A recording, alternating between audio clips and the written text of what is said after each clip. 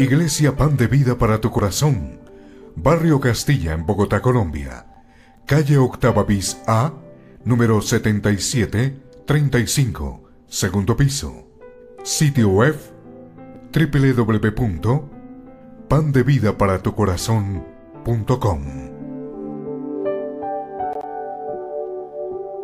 Porque la palabra de Dios es viva y eficaz, y más cortante que toda espada de dos filos, y penetra hasta partir el alma y el espíritu, las coyunturas y los tuétanos, y discierne los pensamientos y las intenciones del corazón.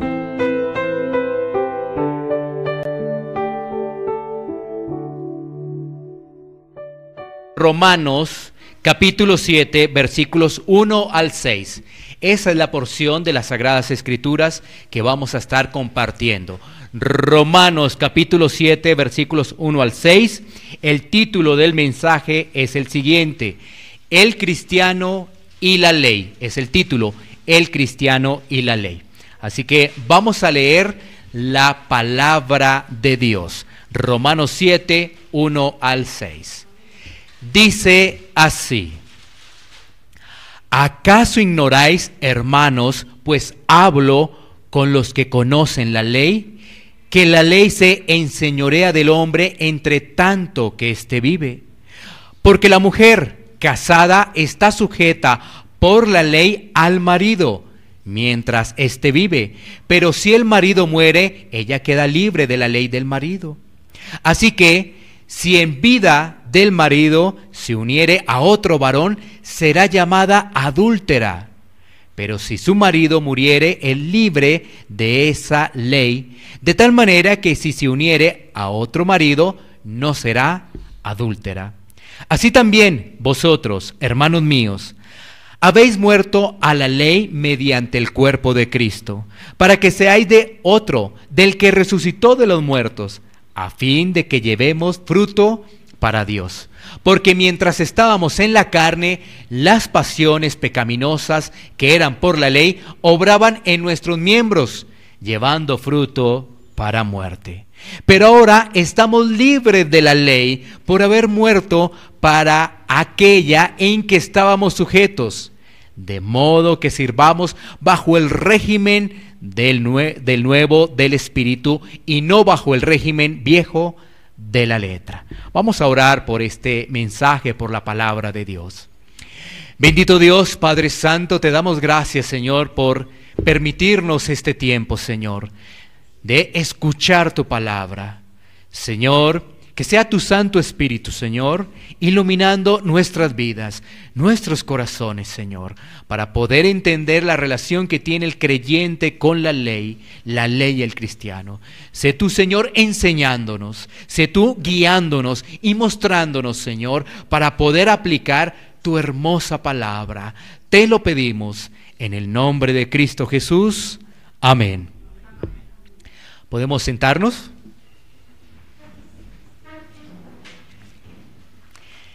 Qué gozo es nuevamente retomar la carta del apóstol Pablo a los romanos. Retomamos esta carta y para ello vamos a hacer un pequeño resumen de lo que vimos en 44 predicaciones anteriores, ¿no? No nos vamos a demorar mucho porque es un pequeño resumen. Así que vamos a mirar rápidamente qué vimos en los capítulos 1, 2 y 3. ¿Qué fue lo que vimos? Haciendo este recuento. En el capítulo 1, 2 y 3 vimos cómo el apóstol Pablo presenta la condición del hombre, tanto de judíos como de gentiles. ¿Cuál es la condición del hombre, tanto de judíos como de gentiles? Perdidos. Eso es lo que presenta el apóstol Pablo en los capítulos 1, 2 y 3. El hombre está perdido. El hombre sin Dios no tiene brújula, no tiene dirección, no tiene guía. Del capítulo 3, parte del capítulo 3, específicamente Romanos 3, 21, empieza el cambio. ¿Por qué? Porque después de darnos cuenta de que el hombre está perdido en sus delitos y pecados, de que el hombre está muerto espiritualmente, A partir del versículo 21 del capítulo 3, el apóstol Pablo empieza a hablar de la justificación. Justificación. Y esa justificación solo es posible mediante Cristo. Solo es posible mediante nuestro Señor Jesucristo. Es decir, no hay obra que nosotros podamos hacer para ganar la salvación. No lo hay.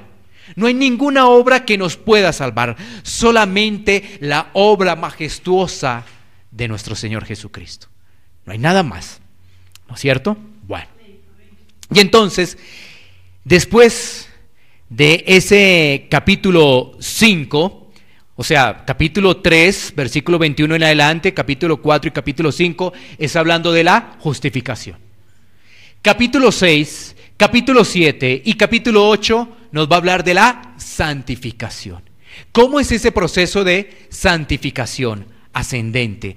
Santificación progresiva. Así que en el capítulo 6, en la última sección que realizamos en los últimos meses, miramos cómo Dios nos libra del dominio del pecado, cómo el Señor ahora nos hace que siervos de Él, esclavos de Cristo. Eso fue lo que vimos en el capítulo 6, de que ya no somos esclavos del mundo, ya no somos esclavos del pecado, ya no le pertenecemos al mundo, sino que ahora somos útiles para Dios. Ese es como el contexto. Ahora, teniendo presente esto, vamos a ingresar ahora sí al capítulo 7 de Romanos. Recuerda rápidamente, Romanos 1 y 2 y 3, parte del 3, nos habla de la condición del hombre. Romanos 3, 21 hasta el capítulo 5 nos habla de la justificación por medio de nuestro Señor Jesucristo, la fe en Cristo. Y Romanos 6, 7 y 8 nos habla de la santificación. Teniendo ese contexto presente, vamos a Romanos capítulo 7. Romanos capítulo 7, versículo 1. Vamos a volver a leer el versículo 1. Dice la palabra de Dios: ¿acaso ignoráis, hermanos, pues hablo con los que conocen la ley, que la ley se enseñorea del hombre entre tanto que éste vive? Bueno, el apóstol Pablo se está enfocando nuevamente en el tema de la ley, porque sin duda es un tema del cual hay que hacer bastante referencia para que se pueda comprender. Y el apóstol Pablo no escatimó ningún detalle para volver a hablar nuevamente de la ley y de la relación que tiene con el hombre. Nos está diciendo que la ley está dominando al hombre. Ahora, el apóstol Pablo se refiere a la ley aquí, en este versículo, en un sentido general. Allí se está refiriendo en un sentido general, es decir, se refiere al cuerpo de normas, decretos, leyes, mandamientos de Dios, ¿no? Normas, decretos, leyes, mandamientos de Dios. Aún podríamos verla como el conjunto de normas que tiene un gobierno, porque está hablando en un sentido general, por supuesto haciendo un énfasis a la ley de Dios, ¿no? Por ejemplo, si la miráramos a nivel de una ley general de gobiernos, hagamos este pequeño ejercicio para poder entender las leyes humanas. Una persona que fallece ya queda sin ninguna deuda. Pongamos este ejemplo. Una persona tomó créditos en su vida, ¿no es cierto? Un crédito quizás de un vehículo, crédito quizás de una casa, pero la persona falleció. El banco no va a ir a cobrarle al cementerio, ¿sí te das cuenta? No va a hacer eso, ¿no? No va a hacer eso el banco. O sea que mientras vive, la persona tiene que cumplir con sus normas, con su obligación de ir a pagar al banco porque sacó un crédito. Pero si la persona fallece, ya no hay nada que hacer. Ya el banco no le va a cobrar. Quizás mire con los familiares o alguna cosa así, pero no va a ir al cementerio a cobrarle, ¿no? No va a tener el chepito en el cementerio a cobrarle a esa persona. Otro ejemplo. Imagínate, una persona mata a alguien, lo mata, pero resulta que esa persona también fallece. No se van a llevar al muerto a la cárcel, ¿no es cierto? No hay ningún muerto en la cárcel, ¿no? Esa persona de alguna forma mató a otra, pero ya no va a responder por ese acto que hizo, porque también murió, ¿Sí te das cuenta? Entonces, cuando el apóstol Pablo está hablando allí, no solamente habla de la ley de Dios, sino está hablando de la ley en general, en general. Muy importante tenerlo en cuenta ello. Entonces, mientras la persona vive, se hace responsable de la ley. Mientras la persona está viva, esa persona es responsable. En el momento que fallece, ¿ya qué pasa? Hasta ahí deja de ser responsable. Ya no es más responsable esa persona. Ahora, recordemos los objetivos de la ley según la palabra de Dios. Recordemos los objetivos de la ley según la palabra de Dios. Primer objetivo: darnos cuenta que no podemos cumplir el estándar de Dios. Ese es uno de los objetivos de la ley. Darnos cuenta que no podemos cumplir el estándar de Dios. Es decir, entender que somos pecadores. Un objetivo de la ley es entender que somos pecadores. Esto no lo dice Romanos 3:20. Romanos 3:20. Mira lo que dice Romanos 3:20. Ya que por las obras de la ley ningún ser humano será justificado delante de él, porque por medio de la ley, ¿qué es? El conocimiento del pecado. Ahí está. Un objetivo de la ley es conocer que somos pecadores. Ese es un objetivo de la ley, conocer que somos pecadores y que no podemos cumplir el estándar de Dios, porque Dios es santo, 3 veces santo, nos dice las Escrituras, Isaías, Apocalipsis. Y entonces esto nos lleva a detenernos en los mandamientos de Dios, ¿no? Los mandamientos de Dios, debemos tener presente que son 10 mandamientos y es nuestro deber saber los 10 mandamientos, es nuestro deber. Porque si decimos que somos hijos de Dios, debemos conocer los 10 mandamientos. Esto es algo que la gente no comprende y piensa que es algo sin importancia tener referencia a los 10 mandamientos. Y entonces, cuando conocemos los 10 mandamientos, la pregunta es: ¿tú los cumples a cabalidad? ¿Tú cumples los 10 mandamientos a cabalidad? Entonces tú empiezas a recordar los 10 mandamientos, ¿no? No tendrás dioses ajenos delante de mí. ¿Qué quiere decir ello? Que Dios es lo más importante de tu vida. ¿Eso es así? ¿En algún momento has visto que Dios es lo más importante de tu vida? ¿Dejas cualquier cosa por Dios? ¿O todavía hay cosas que te llaman más la atención? ¿No es cierto? Entonces, ¿y eso qué es el primer mandamiento? El primer mandamiento que nos hace también recordando lo que dicen los evangelios: amarás al Señor tu Dios con todo tu corazón, con toda tu mente. Eso es decir, Dios es lo primordial de mi vida. Entonces, orar la palabra, tú te levantas y agradeces a Dios, tú enseñas la palabra a tus hijos, tú eres de testimonio allá donde laboras, ¿no es cierto? Tú estás también pendiente de ser de utilidad en la obra. Todo eso significa. Recordemos más mandamientos, así rápidamente, para que no nos detengamos mucho en ello, porque ya hemos hablado en particular sobre el tema de los mandamientos. Pero entonces viene el mandamiento donde dice: no te harás imagen ni te inclinarás. Pero la gente fácilmente dice: ah, no, yo sí no me inclino a imágenes, hasta ahí sí ya no voy. No, yo no veo una imagen, no. Pero resulta que es crear ídolos. Y tú puedes crear un ídolo en el dinero, y te inclinas al dinero, te arrodillas al dinero, ¿cierto? Tú puedes crear un ídolo de las personas, ya no adoras imágenes, pero entonces ya lo primordial tuyo es tu esposo, tus hijos, tu trabajo. ¿Sí ves? Entonces, otro de los mandamientos: no poner el nombre de Dios en vano. Entonces, esa forma como tratamos a Dios, como despectivamente, como lo hemos dicho a través de varios sermones, como Chuchito, mi parce, el todo bien. ¿Eso qué es? Irreverencia. Eso es no tener respeto a las cosas de Dios. ¿Sí te das cuenta? Guardar el día de reposo, el día del Señor. El día del Señor. Entonces, mira, el día del Señor nos va a dar cuenta ¿Cómo está nuestro corazón? ¿A qué está inclinado nuestro corazón? ¿Dios es primero? Dios es primero. Aquellos que dicen que Dios es primero deberían cumplir el día del Señor, venir a congregarse con los santos. Y muchas personas no ven la relevancia en congregarse. Un domingo más, un domingo menos. Ay, un domingo que haya fallado, 2 domingos. Y cuando te das cuenta ya es un montón de domingos que has fallado.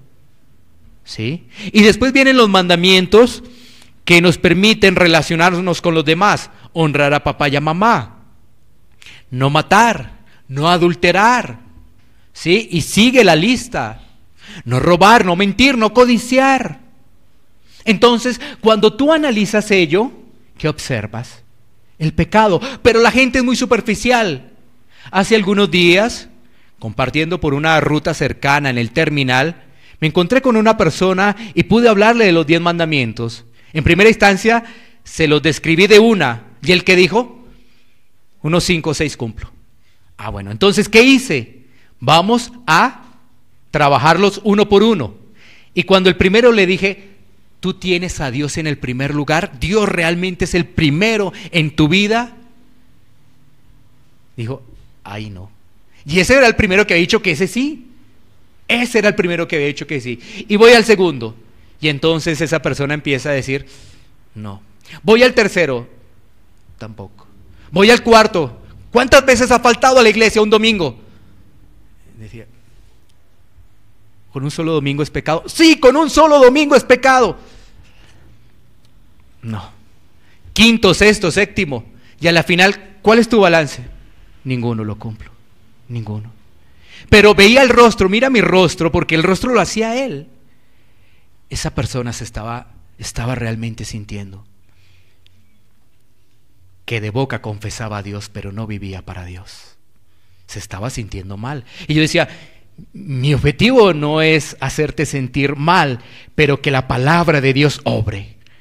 Porque si la palabra de Dios obra, sí te vas a arrepentir. Sí te vas a arrepentir. Y él dijo, mire, nunca había escuchado esto. Mis papás, él decía, mis papás son cristianos y yo crecí como cristiano, pero nunca había escuchado esto. Es una persona de Venezuela, por eso digo que estaba cerca del terminal.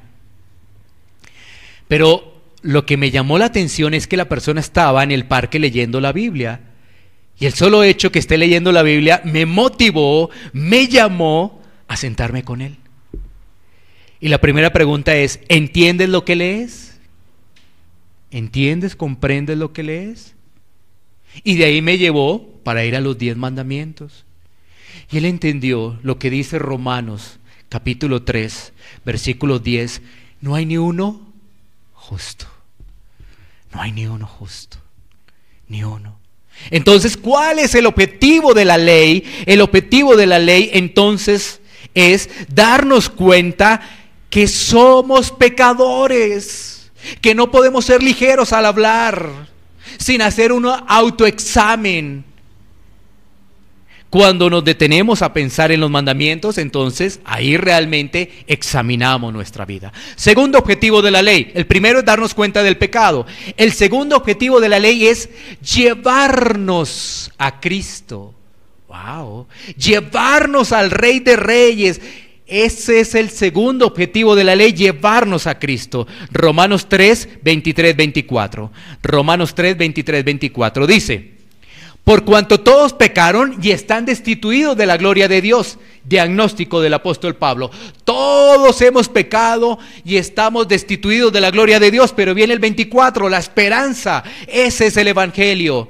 Siendo justificados gratuitamente por su gracia, mediante la redención que es en Cristo Jesús. Somos salvos creyendo en Cristo. Somos justificados creyendo en Cristo. Bueno, tercer objetivo de la ley. Ya vimos primero, ¿no? Primero, darnos cuenta que somos pecadores. Segundo, llevarnos a Cristo. Y tercero, si no estamos en Cristo, la ley nos va a condenar. O sea, si tú no estás en Cristo, la ley te condena. La ley te condena. Romanos 2, 15, 16. Romanos 2, 15, 16. La palabra dice, mostrando la obra de la ley escrita en sus corazones, dando testimonio su conciencia y acusándoles o defendiéndoles sus razonamientos. En el día en que Dios juzgará por Jesucristo los secretos de los hombres conforme a mi evangelio. Llegará ese día, llegará ese momento. ¿Qué va a pasar? Juicio. El juicio de Dios llegará. Mira, por eso tú no puedes tomar esto tan a la ligera. Ahora, si tú no vieras los cementerios, pues tú dirías, ay, pues esto que están diciendo, esto es como mentira, que me arrepienta. Ay, no. Pero ¿sabes qué? La historia es muy clara. Todos nos vamos a morir si el Señor no ha venido. ¿Y entonces qué? Dice que en el día en que Dios juzgará, ¿quién es el encargado de juzgar? Cristo. Él es el encargado de juzgar. ¿Y va a revelar todos esos secretos? Por eso entonces uno dice, no, yo me arrepiento. Porque ¿sabes qué? Yo puedo engañar a mi esposa, yo puedo engañar a mi familia, yo puedo engañar a la congregación, yo puedo engañar a mi jefe en el trabajo, darle una cantidad de mentiras y excusarme por todo. Y sigo con mi trabajo como si nada, como si no hubiese pasado nada. Engañé a mi esposa no sabe que la estoy engañando y sigo ahí con mi esposa. No hay ningún problema, todo muy bien. Pero ¿sabes qué me dice allí? Que en ese día nuestro Señor Jesucristo va a revelar esos secretos del hombre, conforme a la palabra, conforme al evangelio. Así que no hay nada que quede escondido, que no vaya a ser descubierto ese día. Absolutamente nada. Absolutamente nada. Por eso es tan importante los mandamientos, porque los mandamientos nos hacen recordar que en algún momento codiciamos. En algún momento robamos algo hicimos, algo ilícitamente hicimos. En algún momento algo falsificamos, en algún momento algo hicimos. En algún momento se nos fueron las miradas, los caballeros, a una dama. Y eso dice la palabra que eso ya es adulterio. En algún momento lo hicimos. Se nos fue ahí los ojos. Y decir de aquel que ya lo hizo físicamente, ¿no? Ya lo hizo físicamente, ¿no? ¿Y qué hablar de nuestra relación con Dios? ¿Sí ves? Entonces por eso nuestra disposición debe estar en el arrepentimiento, cambio de pensar, cambiar nuestra mente, arrepentimiento. Bueno, sigamos entonces avanzando. Ya hemos visto esos objetivos de la ley, ¿no es cierto? Los objetivos: mostrarnos el pecado, llevarnos a Cristo, y si no estamos en Cristo, condenación. Esos son los objetivos de la ley, porque la ley es pura, la ley es santa. No podemos decir que la ley, no, eso es algo malo. O sea, si decimos que la ley es algo malo, estamos hablando de Dios. Oye, es que la ley no, eso no sirve, eso es caduco, eso está malo. Estamos hablando de Dios, estamos hablando del Señor. Ahora, entonces, si estamos en la ley, no podemos entonces cumplir el estándar de Dios. ¿Cuál es nuestra situación? La situación es que todos, absolutamente todos, nacemos bajo el dominio de la ley. Todos, absolutamente todos, nacemos bajo el dominio de la ley. Y eso produce una sentencia, ¿no? Así que debe haber muerte para que ya no estemos bajo el dominio de la ley. Debe haber muerte para que ya no estemos bajo el dominio de la ley. Y el apóstol Pablo lo va a explicar en los versículos 2 y 3 con la analogía del matrimonio. El apóstol Pablo va a hacer una analogía con respecto al matrimonio. Así que abordemos versículos 2 y 3 de Romanos 7, que es nuestro pasaje central. Romanos 7, capítulos 2 y 3, va a hablar de una analogía, una figura literaria, analogía. Dice, porque la mujer casada está sujeta por la ley al marido mientras éste vive. Pero si el marido muere, ella queda libre de la ley del marido. Así que si en vida del marido se uniere a otro varón, será llamada adúltera. Pero si su marido muriere, es libre de esa ley, de tal manera que si se uniere a otro marido, no será adúltera. El apóstol Pablo utiliza la analogía del matrimonio para decir varias cosas. Lo primero, importantísimo el matrimonio. El matrimonio es un pacto. Esto es supremamente importante, no es un juego. El matrimonio es un pacto.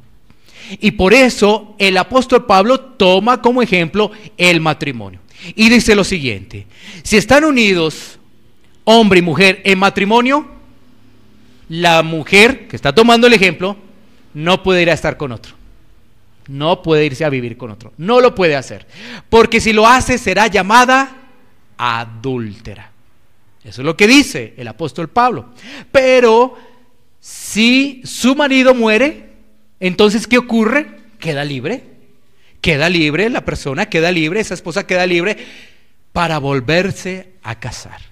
Entonces está tomando esta analogía para decir que debe haber muerte para que ya no sigamos en la ley.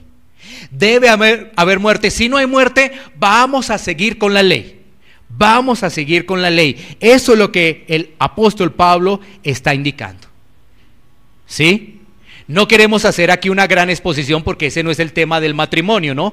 Pero sí, el apóstol Pablo habla de la importancia del matrimonio y hace referencia al pacto. Porque sin duda el matrimonio es un pacto, un pacto. Ahí vemos la relevancia, pero aquí está hablando poniendo el ejemplo de la muerte, ¿no? De que el marido muere y entonces la mujer se puede casar nuevamente porque está libre. Mientras el esposo esté con vida, ahí sigue. Pero si el esposo falleció, bueno, entonces queda en completa libertad, no tiene inconveniente, no tiene problema. Bueno, pasemos ahora al versículo 4, después de hablar de este tema de la analogía. Versículo 4, Romanos 7:4, dice: así también vosotros, hermanos míos. Mira, el apóstol Pablo utiliza ese término hermanos porque le está hablando a la iglesia de Roma, a creyentes. Dice: así también vosotros, hermanos míos, habéis muerto a la ley mediante el cuerpo de Cristo, para que seáis de otro, del que resucitó de los muertos, a fin de que llevemos fruto para Dios. Así que ahora el apóstol Pablo, después de la analogía, va a dar la aplicación en estos versículos 4 al 6. Entonces, ¿qué nos está diciendo aquí el apóstol Pablo? Tres cosas.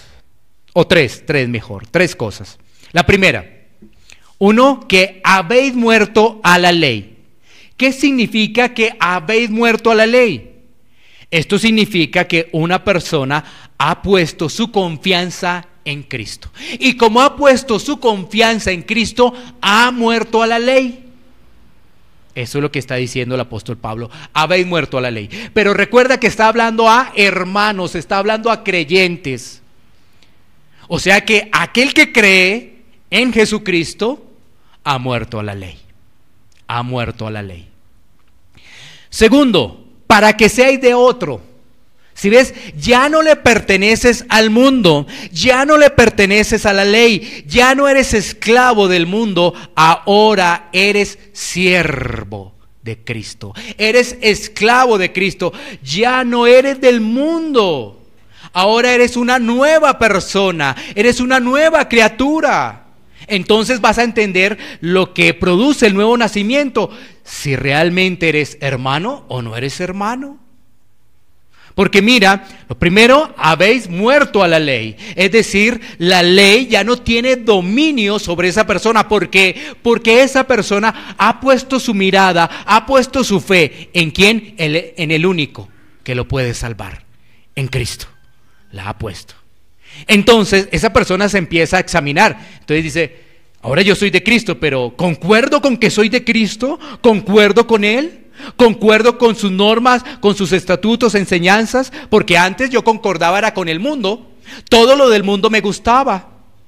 Lo del mundo me gustaba. Las fiestas del mundo me gustaban.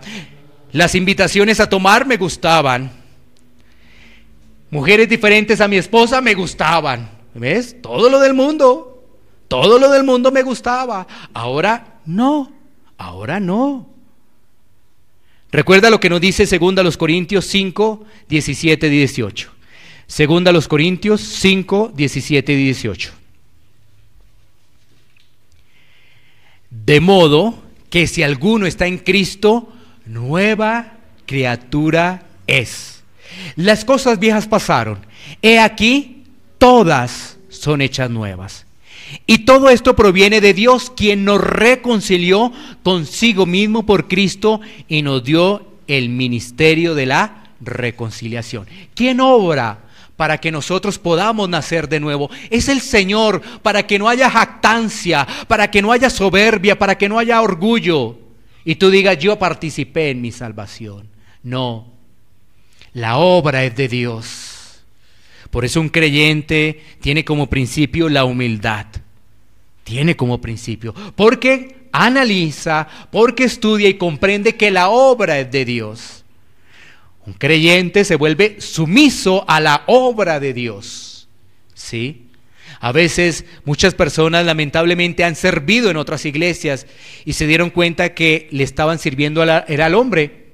Pero un error, porque lo que debemos hacer es que nosotros no le servimos al hombre, servimos es a la obra de Dios. Y después esa persona ya no quiere servir.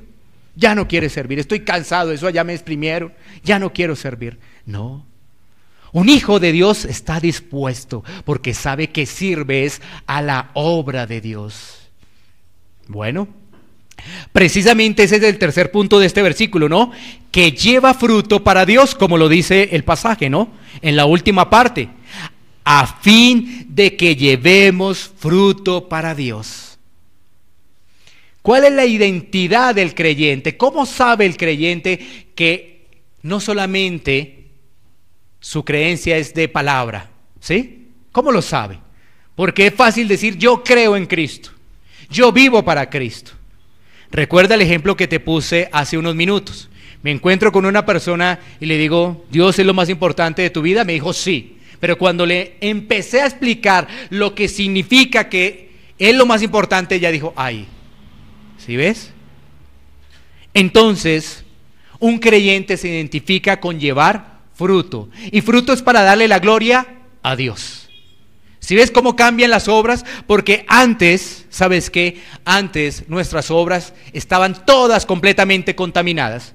Tú podrías venir a la iglesia, poder ofrendar, poder servir algo en la iglesia, pero si tú no has nacido de nuevo, esas obras son completamente contaminadas. Pero esa persona que está en Cristo lleva fruto, fruto para Dios. Salmos 92, versículos 12 y 15. Salmos 92, versículos 12 al 15. La palabra de Dios nos dice lo siguiente. Mira cómo le sucede al que lleva fruto.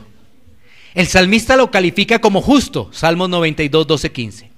El justo florecerá como la palmera, crecerá como cedro en el Líbano, plantados en la casa de Jehová, en los atrios de nuestro Dios florecerán. Aún en la vejez, ¿qué va a pasar en la vejez? Fructificarán. Mira, aún en la vejez estarán vigorosos y verdes, para anunciar que Jehová mi fortaleza es recto y que en él no hay injusticia. Mira lo que sucede al que lleva fruto. Mira, esa es la diferencia. El que lleva fruto, ¿qué ocurre? Primero es calificado como justo. El justo florecerá.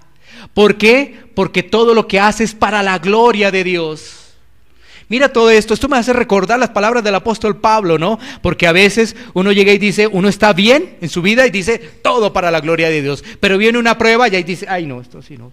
Entonces, esto me hace recordar una palabra del apóstol Pablo, ¿no es cierto? En Filipenses, donde Pablo dice, en abundancia y en escasez. O sea, tú puedes tener abundancia, gloria a Dios. Ahora, ¿puedes decir lo mismo si hay escasez? ¿Podrías decir lo mismo? Gloria a Dios. Eso lo dijo el apóstol Pablo, gloria a Dios, gloria a Dios. porque yo vivo es para Dios. Y entiendo que lo que hay en este mundo es pasajero. ¿Sí? Todo para la gloria de Dios, ¿no? Por eso dice ahí el salmista: plantados en la casa de Jehová, en los atrios de nuestro Dios florecerán. O sea, da fruto. Lo que vimos en el sermón pasado, Juan capítulo 15, ¿no? Que el que está unido a Cristo, ¿qué produce? Mucho fruto. El que está unido a Cristo produce mucho fruto para la gloria de Dios. Y fíjate, aún en la vejez, cuando nuestro cuerpo pierda fuerzas, pero aún en la vejez podrán estar firmes en espíritu. Porque recuerda que podemos envejecer, es decir, nuestro cuerpo físico puede perder fuerzas, pero nuestro interior, ¿qué dice la palabra? Se va fortaleciendo cada vez más, porque estamos creciendo. Estamos creciendo. ¿Sí ves? Entonces, no, ya estoy viejo, ya estoy viejita. Pero ¿sabes qué? Si estás en Cristo, tu espíritu se va fortaleciendo. Se está fortaleciendo. Gloria a Dios. Gloria al Señor. ¿Y para qué? Para anunciar que en Cristo hay salvación. Que en Cristo el pecador tiene ¿qué? Perdón de pecados. Para anunciar ello, para anunciar la santidad de Dios, para anunciar que hay esperanza de vida eterna para aquel que deposita la confianza en Cristo. Podrán venir tormentas, podrán venir ríos, podrán venir tempestades, pero esa persona está fundamentada en la roca. Por eso su casa no se cae. Una persona que dice ser cristiana tiene esa marca que da fruto. Esto nos hace diferenciar de los religiosos. Ahí está la gran diferencia. Ahí es cuando podemos entender el campo de los religiosos. Porque los religiosos solamente confiesan a Cristo ¿de qué? De boca. Solamente confiesan a Cristo de boca. Ay, sí, yo amo a Cristo. Cristo es lo mejor de mi vida, Cristo es mi Salvador. Pero esa es la gran diferencia. Y esto nos permite recordar unas palabras de la Biblia, que por sus frutos los conoceremos. Hay que decir algo muy importante: si no hay fruto, esa persona no es cristiana. No es cristiana. ¿Puede entender todo esto? ¿Lo puede comprender bien? ¿Puede entender la teoría? La puede entender muy bien. Es más, se la puede saber de memoria, la puede recitar. Pero si no ha bajado eso a su corazón para la aplicación, esa persona todavía camina en la religiosidad y está engañada. Y está engañada esa persona. Pasemos ahora al versículo 5 de Romanos. Romanos 7:5. Romanos 7:5. Y seguimos en esta línea, ¿no? Porque ahora el apóstol Pablo va a hablar un poco de esas obras de la carne, ¿no? Dice: porque mientras estábamos en la carne, las pasiones pecaminosas que eran por la ley obraban en nuestros miembros llevando ¿qué? Fruto para muerte. Es decir, todas esas obras que nosotros pensábamos que íbamos a tener el beneplácito de Dios, eran ¿qué? Obras de muerte. O como lo dice ahí, frutos para muerte. Ay, ¿eso que yo estaba haciendo? Pues si no lo estabas haciendo para la gloria de Dios, con un corazón arrepentido y con un corazón nuevo, sí, eso no te sirve. Porque esas obras, dice las Escrituras, están contaminadas. ¿Por qué? Porque están contaminadas con nuestros pensamientos egoístas. Están contaminadas también nuestras palabras, porque tienen un corazón ¿qué? Un corazón perverso. O sea, nuestros pensamientos contaminados, nuestras palabras contaminadas, nuestras acciones contaminadas todas. ¿Sí? Absolutamente todo. Miremos lo que nos dice Gálatas 5, 19, 21. Gálatas 5, 19 al 21. Para que podamos ver lo que dice la palabra con respecto a las obras de la carne. ¿Qué dice las Escrituras con respecto a las obras de la carne? Y va a dar una información, unos detalles de lo que son esas obras de la carne. Dice la palabra de Dios: y manifiestas son las obras de la carne, que son adulterio, fornicación, inmundicia, lascivia. ¿Tiene que ver eso con la sexualidad? Darle rienda suelta al sexo. Rienda suelta. Entonces, adulterio, ¿ves? Tiene que ver con el sexo. Fornicación, inmundicia, lascivia, tiene que ver con eso. Esas que son obras de la carne, que parten de un corazón egoísta, que no se sacia, sino quiere más y más del mundo, más y más del mundo. Versículo 20: idolatría, hechicerías, enemistades, pleitos, celos, iras, contiendas, disensiones, herejías. Entonces, si ves, tiene que ver también allí con nuestros, ahora tiene que ver mucho con nuestros pensamientos, lo que brota, lo que sale de nuestro corazón, ¿no? ¿Qué sale de nuestro corazón? Pleitos, celos, iras, contiendas, disensiones, herejías. ¿Y qué decir de la idolatría, no? Sale de nuestro corazón rápidamente poner otro Dios diferente al Dios de las Escrituras. El Dios dinero, el Dios las personas, ¿sí? Rápidamente, ¿sí ves?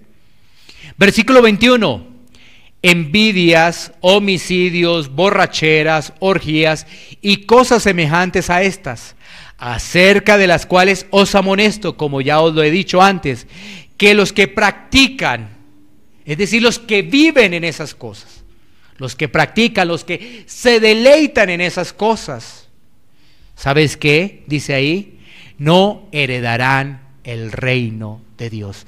¿Sí ves por qué el engaño de la religiosidad? El engaño solamente de confesar de palabra a Cristo y decir ya eres cristiano. Ese es un engaño, porque la palabra muestra allí las acciones que reproduce el hombre y cómo comienzan con un corazón lleno de pensamientos que pervertidos, que va rápidamente a las palabras y que se convierten en ¿qué? En acciones. Esas personas que practican tales cosas, como dice la palabra, no heredarán el reino de Dios. Es decir, estarán por la eternidad con Satanás. Así es. Van a estar haciéndole compañía a Satanás por la eternidad. Aquel que no se arrepiente no ve eso. Y aquel religioso que dice que puede seguir con su vida de pecado y no ha pasado nada. Mira, démonos cuenta de algo. Cuando estábamos en el mundo, todo lo que hacíamos era producir muerte. Todo lo que hacíamos era producir muerte. Un ejemplo tan sencillo como es respirar. Si tú respiras, que todos necesitamos respirar, porque si no, no seguimos vivos, ¿no es cierto? No sé si tú entendías antes que el aire es gracias a Dios. O sea que tú respiras gracias a Dios. Pero si tú no eres agradecido por el aire que respiras, eso ya te convierte en una persona desagradecida. Por tal, vives en el pecado porque no agradeces lo que Dios te da. El solo hecho de respirar y no darle gracias a Dios, ya hay un problema en tu vida. ¿Sí ves? Tan sencillo. ¿Sí es cómo se produce muerte? Ay, no me había dado cuenta de eso. Pues sí, fíjate que cuando uno respira es gracias a Dios. Que cuando uno tiene un nuevo día es gracias a Dios. Tú que hoy tienes salud es gracias a Dios. Estás pasando una prueba, por algo será, pero aún gracias a Dios. Aún gracias a Dios. Todo lo que nos sucede tiene un propósito si estás en Cristo. Aún podrías estar pasando por una dificultad en enfermedad, pero eso tiene un propósito en el Señor. Eso tiene un propósito en Cristo. En el Señor tiene un propósito. Ay, no, pero eso también, porque todo es para la gloria de Dios. Entonces, ¿cómo entiendes que un cristiano va a estar en gozo? Entonces, ¿cómo cuando viene la enfermedad? Entonces, ¿ya no? ¿Ya no? Porque él ve mucho más allá y él dice, Dios puede hacer algo con mi vida, Dios me puede sanar, los médicos a través de Dios van a hacer algo con mi vida, y si no, pues me voy con él. Me voy con él, parto con él. Entonces, ¿le roban el gozo? No, quizás la noticia de una enfermedad le genera algún shock, pero rápidamente esa persona recuerda lo que dice las Escrituras, que todo es para la gloria de Dios. Aún puede recordar lo que le pasó a Job. Inmediatamente llega a las Escrituras. Job tenía las cosas, las perdió todas, perdió hasta sus hijos, pero al final todo fue para la gloria de Dios, porque ¿sabes qué? Todo eso tenía un propósito. ¿Cuál era el propósito? ¿Sabes qué dice Job? De oídas, al final, ¿no es cierto? Es al final, no al principio dice eso Job. De oídas te había oído, ahora mis ojos te ven. Si ve los propósitos de Dios en todo, aún en esa dificultad, y qué prueba tan grande la de Job, ¿no? Perdió todo, hasta sus hijos, perdió todo. Y la mujer en contra de Job, todo estaba en contra de él. Y al final del capítulo, después de que dice que de oídas te había oído y ahora mis ojos te ven, pues que su vida siguió adelante. Nuevos hijos y seguir administrando lo que Dios le da. Pero todo para la gloria de Dios, ¿sí ves? Todo es para la gloria de Dios. Porque el fruto del Espíritu, ¿qué es? Amor, gozo, paz.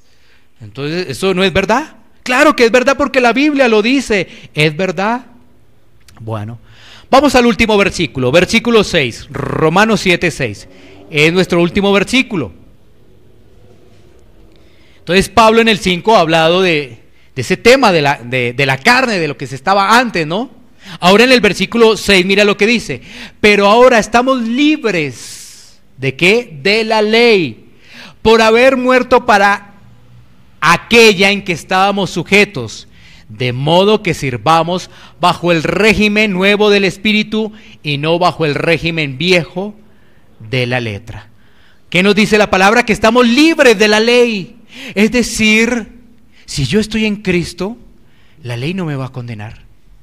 ¿Te acuerdas los propósitos de la ley? Pecador, llevarme a Cristo. Pero si no estoy en Cristo, la ley me va a condenar. Pero si yo estoy en Cristo, ¿la ley me va a condenar? No, la ley no me va a condenar. Porque la ley tiene un propósito para el cristiano. Es santificarme. La ley nunca fue dada para salvación. Ahí está el punto. ¿La ley fue dada para salvación? No. No, allí está el punto para poderle explicar a muchas personas que se confunden, que piensan que todavía hay que cumplir ciertas normas, ritos, aparte de Cristo. Aparte de Cristo, entonces, ciertas normas y ritos, ¿no? Porque la ley no fue dada para salvación. Aún, dice la palabra de Dios, que si ofendes en un solo punto, ya transgrediste todas las normas de Dios, toda la ley de Dios, en un solo punto. Date cuenta. Entonces, este versículo 6 nos está diciendo que estamos libres de la ley. ¿Por qué? Por haber muerto, porque nos estamos identificando con Cristo, porque Él sí es el cumplidor de la ley. ¿Quién cumplió la ley? Cristo. Y nos estamos identificando con Él. ¿En qué? En su muerte, en su sepultura. Nos identificamos porque estamos unidos con Él. La unión con Cristo. También un aspecto de la teología bíblica, la unión con Cristo. Entonces estamos unidos con Él. Él es el cumplidor de la ley, ¿no? Ya no estamos bajo esas normas, bajo las reglas, porque ahora estamos bajo el mandato del amor. Entonces, ahora nosotros caminamos en la obediencia a Cristo, porque Él es el cumplidor de la ley y nosotros vamos ahí, vamos adelante. Entonces, ya no necesitamos los 10 mandamientos. Un momento, los mandamientos los necesitas para tu santificación, pero ya no te van a acusar. ¿Sí ves la diferencia? ¿Comprendemos ello? Ya no te va a acusar, pero ahora te van a apoyar en la santificación progresiva. Miremos Jeremías 31, 34, que es nuestro último versículo. Jeremías 31, 34. Aquí está el profeta Jeremías. Mira lo que nos dice la palabra de Dios en este último pasaje. He aquí que vienen días, dice Jehová, en los cuales haré un nuevo pacto con la casa de Israel y con la casa de Judá. no como el pacto que hice con sus padres el día que tomé su mano para sacarlos de la tierra de Egipto, porque ellos invalidaron mi pacto, aunque fui yo un marido para ellos, dice Jehová. Pero este es el pacto que haré con la casa de Israel. Después de aquellos días, dice Jehová, daré mi ley en su mente y la escribiré en su corazón. Y yo seré a ellos por Dios y ellos me serán por pueblo. Y no enseñará más ninguno a su prójimo ni ninguno a su hermano diciendo, conoce a Jehová, porque todos me conocerán, desde el más pequeño de ellos hasta el más grande, dice Jehová.